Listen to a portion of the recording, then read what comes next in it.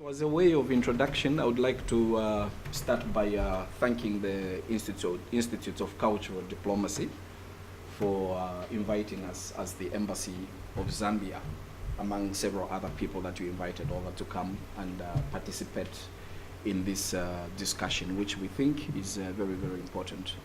My name is Anthony. I'm the ambassador at the Embassy of Zambia and also accredited to 5 other countries in this part of the world. My background is that of media. I was an editor-in-chief of a newspaper back home before I came here. And along the way, I've written a book.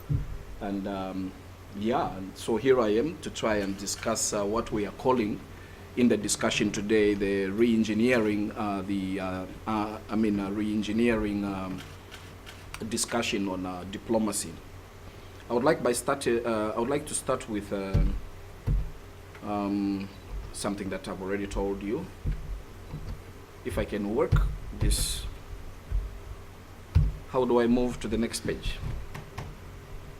Just it's like this, but I want to take away that. Okay, good. You have to take away that. Yeah, it's just the arrows. Just the arrows? Yeah, forward, backward. Okay, that's great. So technology isn't as efficient as it must always be. Yeah. So the conference theme, the African Development Forum is Sustainable Economies and Responsible Investments. Our interpretation of the theme is as follows, according to what our government is currently running on in Zambia, is do not leave anyone behind as we try to fight poverty and move the country forward. Zambia is a relatively big country. We have about 17 million people. The 50% of that population is the youth, who are regarded mainly as the future. And the other larger majority is women. And our country right now is in the process of trying to ensure that we bring everybody as close to middle income and living well as much as possible. Hence the theme of do not leave anyone behind.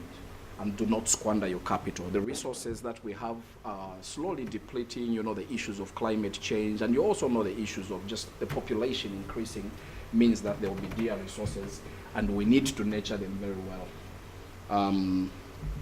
So what our country has done in this area is one of the things that our president recognizes as very, very crucial is gender equality, or narrowing what is called the gender gap.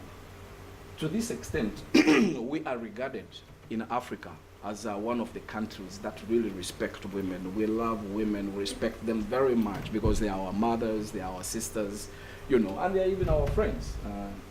So our country, the president has a vice president. We have, of course, just like several other countries, 3 arms of government. There is the judiciary, there is the executive, and there is the other arm. And from the executive, you will find that Zambia is actually the first country to have the vice president who is a woman.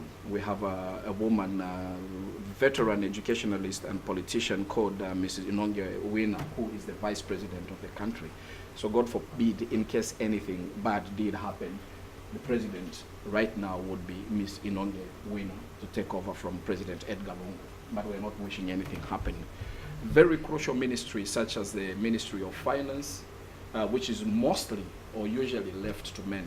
In Zambia, that portfolio is held by a woman. She's a former banker and she's known as Mrs. Margaret Mwanakatwe for such a ministry. The Minister of Lands and Environment is also a woman. These are very key and crucial ministries which other countries in Africa would never at any point think of giving to a woman. But this is how strongly we feel about women and their importance, which they hold in the political spectrum. The chief government spokesperson, who is the Minister of Information, is another woman, a lady called Dora Celia, also from a media background, and she speaks on behalf of the country. The head of the judiciary, who is the Chief Justice, is a woman, Justice Irene Mandela. And then the head of the clerk of the National Assembly, this is the highest lawmaking body in the country. She's also a woman, Mrs. Mbewe, which in a nutshell can simply show you that as we move on with this gender representative, we are making sure that we are making this really sustainable. When I was coming over here, we had a discussion outside with the good lady there at the reception, who was just making some comments on the pictures that were in the program, and how normally you would have expected an ambassador to be an old guy with big glasses or probably with a wheelchair. But our president has changed the spectrum. He is appointing as many young people in key positions as possible, not more than 50, 30, 50. This is the press secretary, press advisor to the president. His name is Amos Chan. He's even younger than I am. And this is the political advisor. Also young guys below 40. And that's, I think, is my twin brother. But the point I'm trying to make is, as we look at sustainability, Zambia is taking a deliberate approach to ensure that the norms that were accepted in the past, as ensuring that you had to be very old, you had to be going close to the grave before you can hold the position of responsibility, is slowly coming to an end in order to make the future more sustainable. Going back to the specific titles, then I would like to look at some of the things that we are doing in Zambia. One of the things that we have been talking about that is dominating the discussion globally right now is climate change, global warming. But I can tell you that there is no country probably that has had a first-hand experience to climate change than Zambia. In 2015 and 2016, we suffered the worst climatic change condition. Many people did not really associate it to climate change.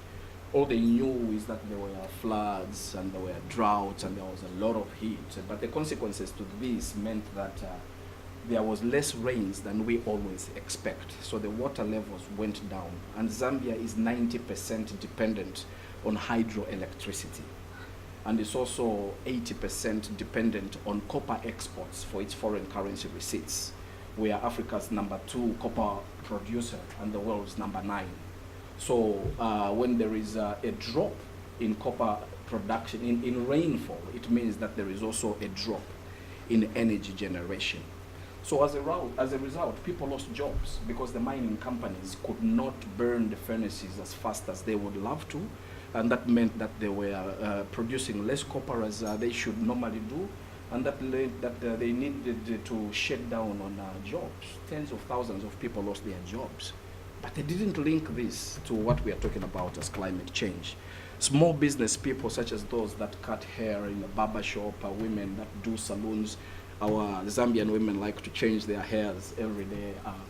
They plait it differently or they put a wig. But these people had to close down some shop at a certain point because there was no electricity. We had power outages, nothing that you have ever experienced, such as no generation of power from 8 o'clock in the morning to probably 8 o'clock in the night. The government had to act very quickly, and this meant dipping into the coffers of emergency funds, those funds that you would only keep aside, perhaps if there is a plague. Perhaps if there is a catastrophe, a disease, this is the money that you would need to buy emergency medicines to save children and women. But in this case, in order to save the economy and in order to save the jobs, the government had to borrow externally and also had to dip into coffers in order to sustain the business. Very few people likened this to climate change. This meant, however, that despite it having been a crisis, government started thinking that, well, we should not then depend 90% on hydroelectricity. We should try and look at other opportunities. When we are given lemon, let's not complain that they hate us. Let's make some lemonade. So that's what they started doing, and they opened up the private sector to the energy sector. The energy sector was heavily subsidized until about 2, 3, 4 years ago. As you know, governments everywhere love to keep prices low. I think that is the reason why Germany is doing the Nord Stream 2 with Russia, so that there can be a constant flow of oil and energy to heat the homes when it's cold, and to keep the industry running at the cheaper prices. So the president of Zambia, Mr. Edgar Lungu, had to take a bitter pill, and he scrapped the subsidy that used to be imposed on energy in order to keep electricity low. This had a backlash because people always want low prices. There was an initial people complaining here and there that this was a bad government because it's increasing prices. And you know, as electricity goes up, so do the prices of several other things. But what it did on the other side is it attracted the private sector to come into the sector, because now they know they can make money out of it. So the temporary loss of Zambians, that the electricity went up, meant a good thing for the private sector that know that they can now compete favorably and profitably in the sector. As a result, we have seen energy generation methods that were never before, such as a coal-fired plant coming up in the southern of Zambia, and new players are coming up. The Copperbelt University, I know it sounds very remote here, but let's just say it's a university back home, has invested about $1.5 million in 1 megawatt solar plant, which is a big thing because it's in a sector where it was not there before. Germany, which is Europe's largest economy and the big brother in this part of the world, also saw that they could help their people through KfW to say, hey, we are saturated here, we have enough energy, but we can lend you money cheaply to go and invest in Zambia, because Zambia has a 2,500 megawatt megawatt shortfall of power. When you look at the 2,500 megawatt, it might appear as if it's a real negative, but on the business sense, it's a real good thing, because it means only about 30% of the Zambian population presently has energy, and there is 70% that can be exploited by business. So it's a question of looking at the glass as either half full or half empty. We have also had organizations such as Africa Green Corp that are involved in off-taking. When borrowing on the international market, it's always hard because whoever you're going to borrow from would normally want a sovereign guarantee. And governments are usually reluctant to do that, because whoever you give the sovereign guarantee, there is really no guarantee of how they are going to use it. Sometimes they actually use it to leverage to go and get money from somewhere else compared to what they are giving you. But there is new organizations, this is just an example, an Africa Green Corp, who can now work as an off-taker to know that there is this market which is open and profitable. They can guarantee this. So this is just an example of how the opening up of the economy and the removal of subsidies in the energy sector is now helping to grow the economy further and to increase energy and power. So from the business perspective, like I was saying, this is an opportunity, as my press team at the embassy put it, the multi-facility economic zones, which were very instrumental in improving the economy in China years ago or 30 years ago, are coming up. And if you want to come to Zambia, maybe even as you study, I hear some of you are students, you will learn that we have also looked back at the fact that we've been 80% dependent on copper production and exports for foreign currency receipts. We are now opening up large tracts of land. We've got about 1 million hectares that is being opened up to give people to cultivate, so that we can balance the economy and move away from being copper dependent only, but to also make sure that we can grow food and export around the region. Zambia, for you that do not know, is a country, I almost said landlocked. We used to call it landlocked a long time ago, but now we call it land-linked, because we are surrounded by 8 countries in the Southern African Development Cooperation. Landlocked had a lot of negative connotations to it. So now we call it land-linked, because we know we can trade with Tanzania, we can trade with the Democratic Republic of Congo, we can trade with Angola, we can trade with Namibia, we can trade with Tanzania, we can trade with all these other countries.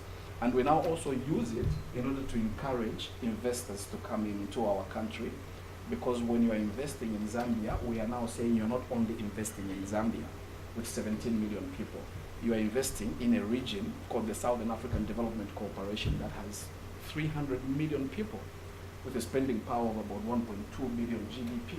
So that's why we are talking about this land-linkedness now, And we are also moving with the times. We are rolling out what is called e-government programs. I'll give you an example. At the moment, I get my pay slip.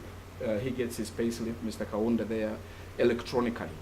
In the past, this used to cost between $50 to $70 million printing and sending out payslips. But we are now slowly trying to change this, and those that can be captured on government payrolls can now get their payslips on government, just to mention a few of the things that directly impact people and save money on behalf of the government in Zambia.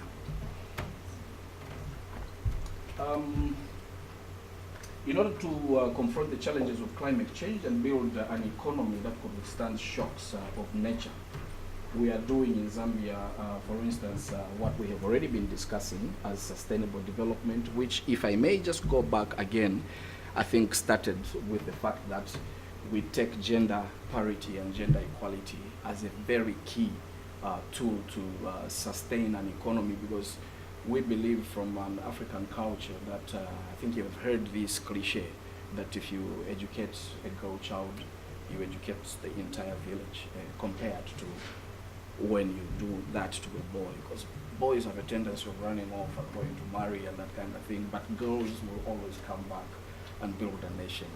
So I wanted to end that on this note, and if you have any discussions, any comments, or any observations that you have seen about Zambia, which is land-linked, is 750,000 square kilometers, the most stable country on the continent. I think only after Botswana, we are known by the UN International Peace Index as the second most peaceful country.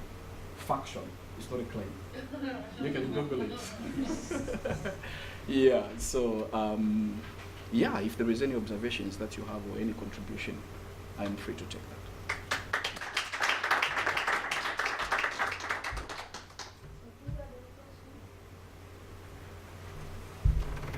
Yes, sir.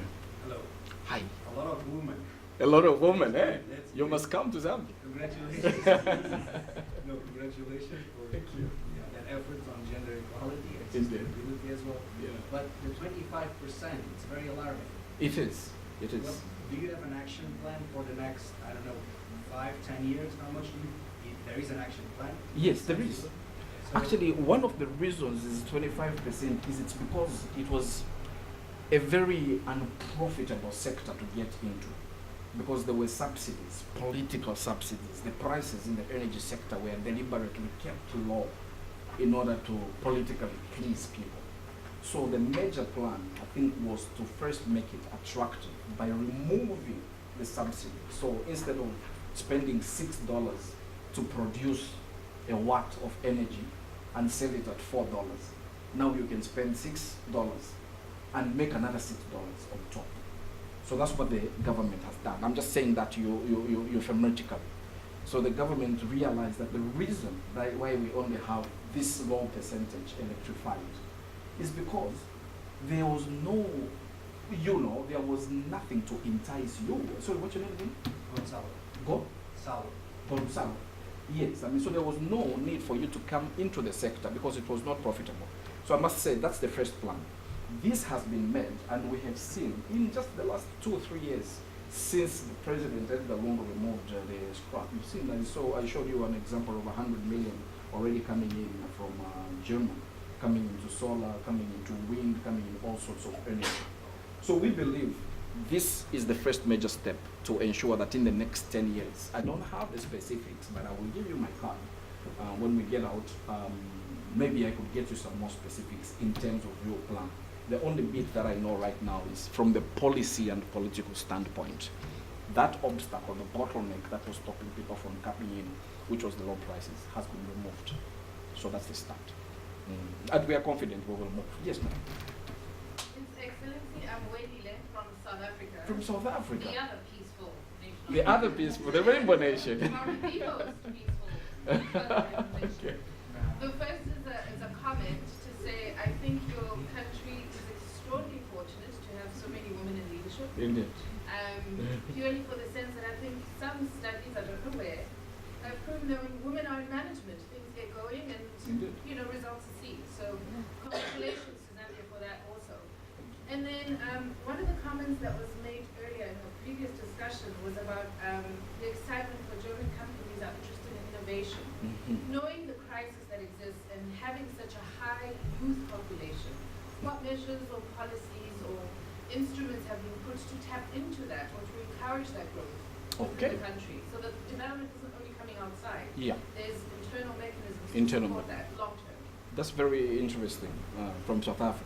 Yes. That's very interesting. I don't know whether you saw on one of the slides we spoke about freeing about 1 million hectares of land.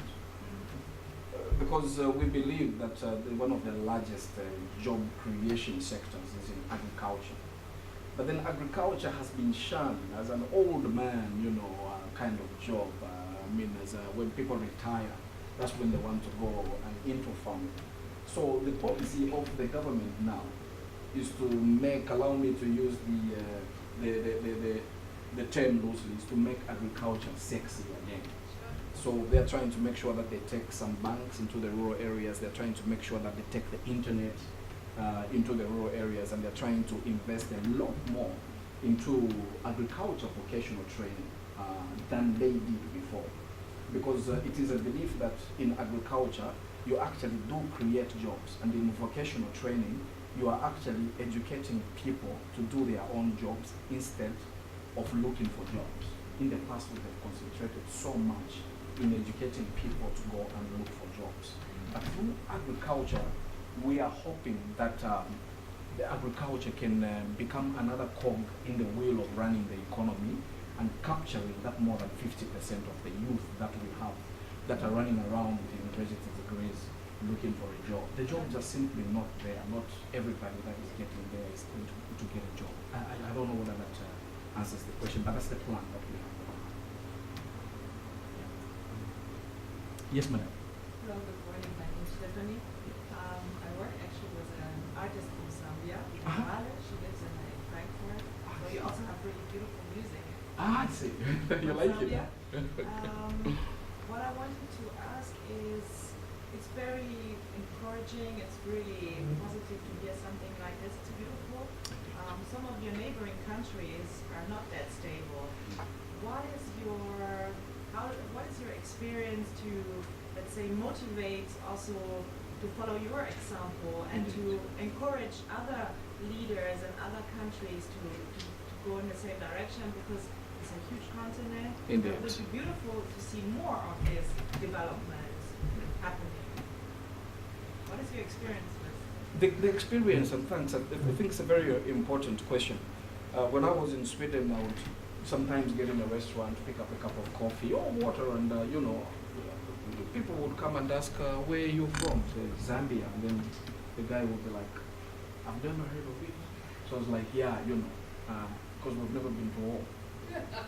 So he says, that's interesting. So yeah, we have never been to war, so we have not shed much blood in order to warrant international attention. But coming back to your question on the motivation, I think it is something historical. The Uppsala University, one of the oldest universities in Sweden, are actually at the process at the moment doing a book based on Zambia, Malawi, and Botswana on the inherent historic perspective of why we have remained this peaceful for so long. And one of the things that I've mentioned is this same thing of having not really been to war and having not shed much blood. But the other thing that they have pointed out through their literature review is the massive intermarriages that Zambia has experienced over the years. So we have 10 provinces, and we have 4 main dialects, which sound a lot like the South African one. For instance, I'm Lozi, which sounds almost the same as Zulu or Xhosa, and there are 3 other ones, such as the Ngonis and the Bembas and the Tongas. Then from there, they sprout several other smaller tribes. So in total, we have about 73 tribes, but the main ones are only 4. And instead of the rivalry, there has been a lot of intermarriages within these 4 main tribes, which has meant that every time along the way when one tribe has wanted to fight, they fight that they will be just killing their nephew or their sister, and they stop along the way. I always like to give an example of, even at the larger scale of political democracy, how we have had 6 presidents, 6 change of power in 53 years, and disrupted without shedding blood along the way. We have actually had two presidents die in office, and the law says if a president dies in office, give it 90 days, you go to an election again. And we have simply gone to an election without having any war. So many, the closest scientific explanation, which we can probably pass on, as you said, to encourage others, has been this history of the intermarriages and the coexistence. And others laugh that another one is just cowardice. Yeah, we just don't like to see blood. So we start a fight, we call each other names in the bar, and then we go back and shake hands, you know, move on with our lives. Yeah. Yes, please. Your Excellency, quite a technical question. You said that the energy sector is very affected by climate change. Yes, please. And now you want to focus more on agriculture. And in Germany, we've seen how climate change can affect agriculture. How's that in Zambia? What's the effect of climate change on agriculture? It's pretty heavy. For instance, we have seen a drop in food production. Corn, for instance, is our corn. It's called in the Western dialect, but we call it maize. Yeah, it's our main food. It makes up 80% of what we consume. Zambia has been lucky. We have been producing good tons, increasing. Even when there was the climate change, we still managed to do about 3 million metric tons, when we are the only ones in the region that could produce that much. But needless to say that we had seen a sharp drop, because water levels, remember, dropped. Yeah. Yeah. So as we try to change, and you are saying that, how are we making sure that this moves side by side with the climate change? One of the things that they have done is, I think there was a recent announcement of some concessional financing from the World Bank, running in the figures of about $200, $300 million, which should be used to dig dams and canals in the areas where there is not enough water, in order to ensure that we do not only depend on the rain-fed crop. It's not sustainable. We are not going to say today how the weather is going to be tomorrow. We've experienced some of the worst, heat waves here in Germany this time around as we speak.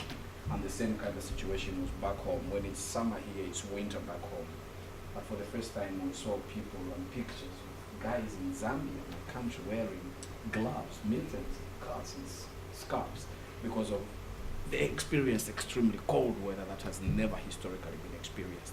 So in a nutshell, to answer your question, we're trying to complement the rain-fed crop with irrigation, which did not really happen in the past, because we've only got like 3 seasons. It's hot, it's cold, and it's raining. Plus, I always like to say we have 365 days of sunlight. That's a plus. Yeah. But that is the extent of which we are trying to complement agriculture vis-a-vis the threats that are brought about by climate change, to make sure that there is artificial alternatives. Yeah. And also that goes the same to the energy sector.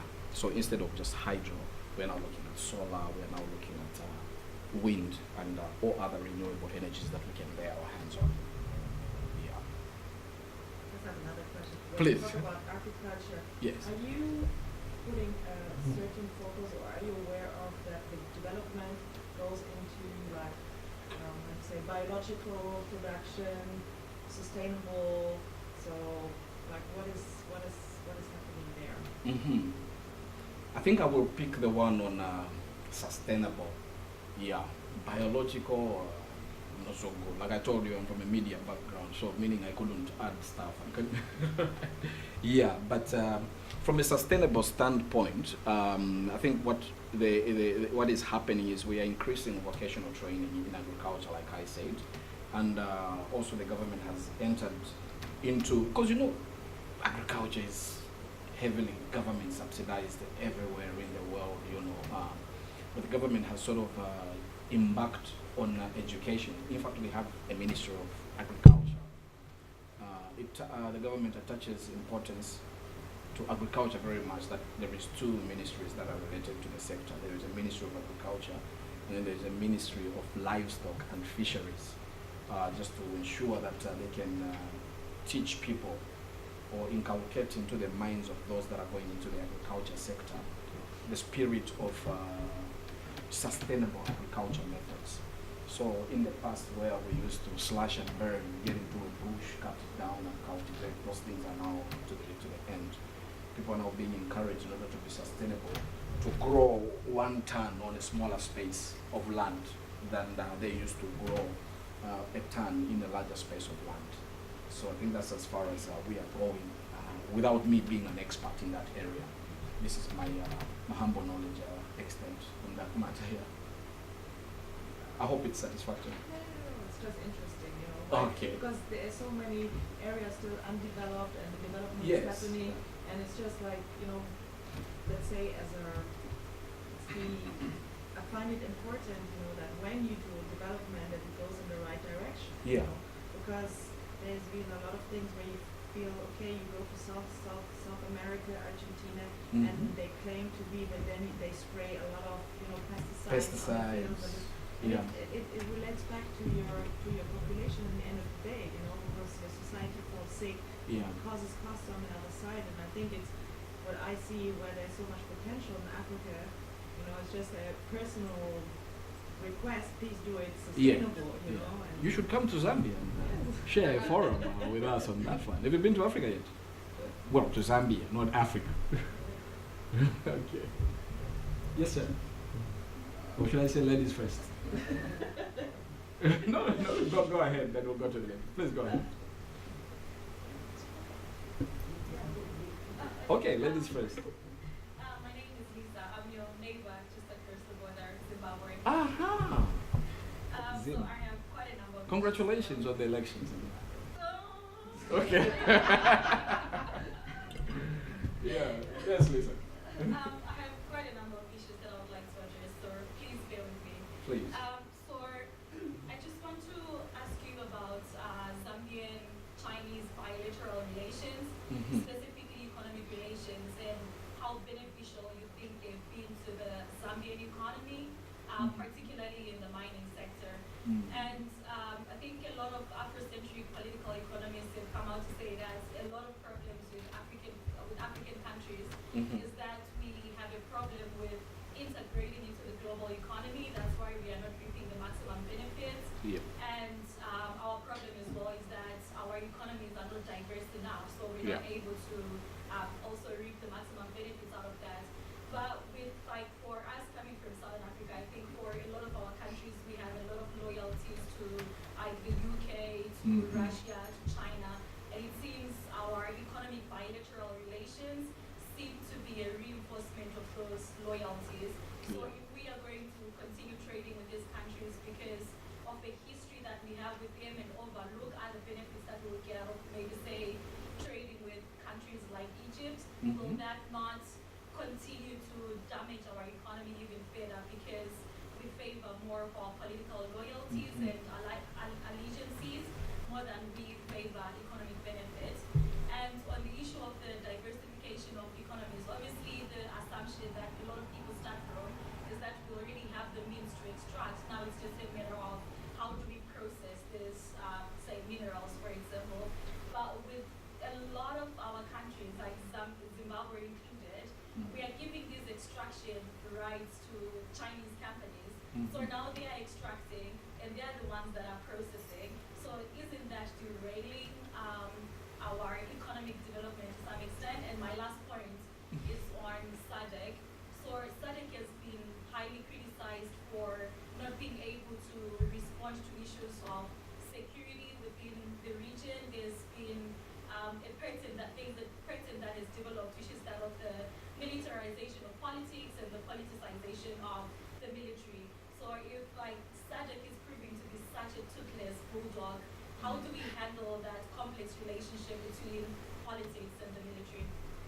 Let me start with China, and I think I will take yours mostly as a comment and contribution to this discussion more than just a question. So I'll just comment a little bit. Like, our relationship with China dates back with Zambia, which is northern Rhodesia, US, southern Rhodesia. Our relationship dates back, as you can see, from 1964. And it was mostly in the infrastructure sector. So China was responsible for connecting us to Tanzania. Anybody from Tanzania? Nobody? Yeah. So they connected Zambia and Tanzania over a 2,000-kilometer railway line, one of the largest infrastructure developments. But since those positive developments, there has been a couple of mixed feelings between Zambia-Chinese relations, especially regarding the mining sector. But one interesting thing you may want to know for the record is that China is not even a big owner in the mining sector in Zambia, for instance. Out of all the mines that are owned, China has only a 1% stake. But needless to say that it's the largest consumer of Zambia's largest commodity, which is copper. And it's the largest consumer of copper everywhere else because they're always building something or bringing down something. You know, so far, I think what I know officially is that we have continued to enjoy good relations with China, just like with any other country. Our late president, Michael Sata, may his soul rest in peace, made China a campaign issue. You know, when he was in opposition, he was telling the Chinese that when he gets into office, the first order of business would be to recognize Taiwan as as an independent state. So as you can imagine, that's really sent the shivers into the Chinese balls. And but then he shocked not only himself but everybody, because when he became president, the first group that visited him at State House was a delegation of Chinese businessmen. So I can say that we have some pretty good relations with the people of China right now, even though there is always criticism internationally on to what extent Chinese relations with any country could be, especially regarding debt. Some school of thought believes that African countries are being given too much debt, which may be passed on to the next generations, and that is such a good thing. But when we are on the issue of debt, I think several other countries will tell you that there is a certain percentage and ratio at which you're supposed to borrow before it becomes sustainable. In the case of Zambia, it's supposed to be 50%. I think that's a SADC one. And so far, we have not gone beyond the 50% threshold to GDP, which we're supposed to borrow on. I'll quickly run through to the SADC and security concerns. And I think you're being too harsh on yourself. You will find that in Africa in general, and in Southern Africa in particular, there is studies that have shown that there is greater democratization now than 20 or 30 years ago. And this is statistically factually because there are more general elections being held than there were before. And there are less military takeovers than there were within the same period about 10 years ago. And there is more elections that are being declared free and fair by international observers such as the United Nations, such as the Southern African Development Corporation, such as the Carter Center, and such as all these other organizations than there was before. So maybe there is still pockets of resistance in one part of Africa or the other. And as diplomats, we are usually not allowed to say we are inspired in this particular part of the country. But there is that. It's a reality because you can check it out. There is that, and I think the Southern African Development Cooperation, you can see, is trying as much as possible to make sure that it reduces. You will see that the CR17, you know CR17? Cyril Ramaphosa. Oh, yes. Your president. Yes. Well, CR17 was the code when he was campaigning, yeah. President Cyril Ramaphosa was in Zambia last week. He's the outgoing chairperson of the Southern African Development Community. And he was consulting with the president of Zambia, Mr. Edgar Lungu, who is the incoming chair of the SADC Defense and Security, to come to your question. And Mr. Ramaphosa came in to discuss security and stability in the region after they came from the election in Zimbabwe. And from Zambia, he was going into the Democratic Republic of Congo. So you can just imagine what kind of discussion was going on there. In short, I'm trying to give you hope that even though there might be certain shades of darkness here and there, there is still a lot of hope that the atrocities that used to occur a lot in the past are now on the reduction. Yeah. Any other questions? That was the gentleman who gave me. My name is Arnold. Yes. From Nigeria. From Nigeria. I like your trousers, man. Thank you. That's what It's I- Nigerian. Okay, please go ahead. All right. I think Zambia has a development plan, Mhm. 2017 to 2021. Yes. All It's right. called the 7th National Development Plan. Okay. What is your efforts at rallying what you call international development assistance towards this? That's my first question. Mhm. Also, Zambia has a history of what you call public health vulnerability. Mhm. Don't know. You didn't say anything in your presentation because these are critical issues of human development. Yeah. And what are you doing about it, especially in instigating what you call international help towards it? Because a healthy people is a wealthy people. It's not only Indeed. proper. Indeed. And thirdly, what's your greatest cultural asset? Mhm. How are you making? How are you ensuring that it serves as a tool Indeed. for bringing people together and causing admiration to the Zambian nation? Thank you, Arnold. I'll start with the last one. Our biggest cultural attribute, I think, it's the people of Zambia themselves. Anybody who's been, and you should come, they will tell you that, one of the greatest things that strikes you of coming to Zambia is the people. They are friendly, they are happy to help. When you come to Zambia, whether you're a tourist or not, if you do not know the directions, if you ask me, I will not say use your navigator or go 3 blocks one. I will normally stop what I am doing and escort you to the place. Take you there and make sure that you are safe, and probably even wait for you and ask whether you are safe before I can get back. But that's just the extent of this. I think it's the greatest people, the greatest diplomat the Zambian has. It's the people. We have no quarrels. We easily make friends, and we easily fight and easily forgive and forget. So that's the first thing that you will find. The next one on health is a very, very important aspect, as you have mentioned, that a healthy nation is a wealthy nation. And in 1991, do you know the wind of change? I mean, fall of USSR, Yugoslavia, that did not leave us unscathed. Zambia also brought its chains from what we famously called one-party participatory democracy, where we had this president guy called Kenneth Kaunda, whom my colleague shares a last name with, but no relationship, or maybe he's hiding that.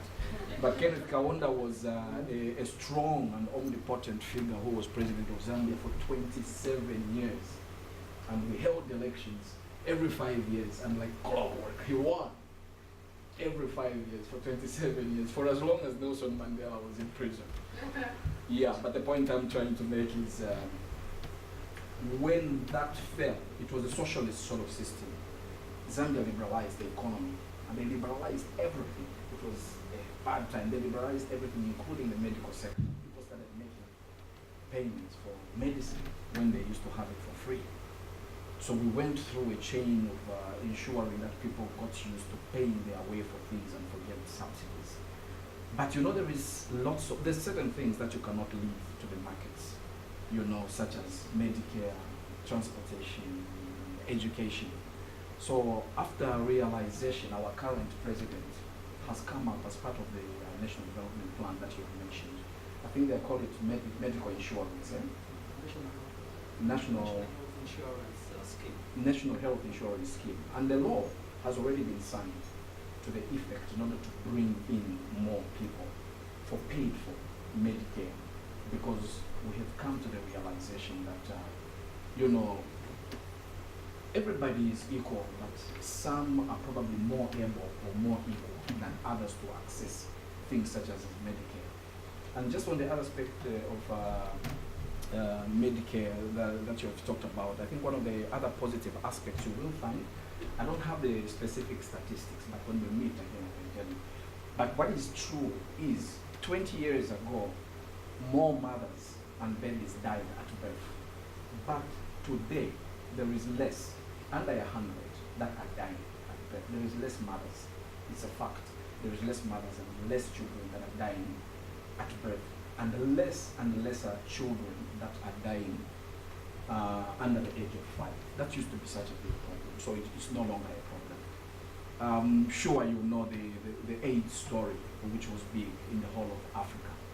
But Zambia has worked on that one also and ensured that there is more people now that are on life-saving drugs than there were in the past. And this has also drastically reduced the people and the number of people that are dying from the AIDS pandemic, which I think is a plus. And there is more awareness. It's a much healthier nation, which is why there has been a sharp rise in population numbers in such a short period. I think the last census had put us at something like 14, but the current census now puts us about 16.5 or 17 million. The capital, Lusaka, is teeming with 4 million people, which is the same size as the number of people in Berlin, and yet it's much smaller than Berlin. So we are a nation on the move. We are very optimistic, and we are always learning, from big brothers. And I like the way you guys are seated. The largest economy in Africa and the second largest economy. Guys, this is discrimination. Yeah, so we are trying to learn. And then there is Lisa there of Zimbabwe, the upcoming economy after the elections. For the first time, you had names on the ballot that did not end with Mugabe.